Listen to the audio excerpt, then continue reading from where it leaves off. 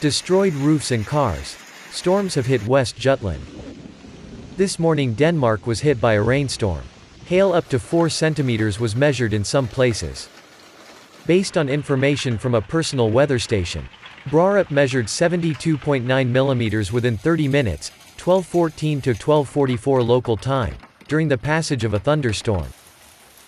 Other stations got from 25 millimeters to 30 millimeters in 30 minutes. The Blitzertung lightning radar have counted 55,000 lightning strikes in 12 hours. The storm has hit widely, and Vestjylland's insurance company has received over 30 reports of damage from customers in less than an hour.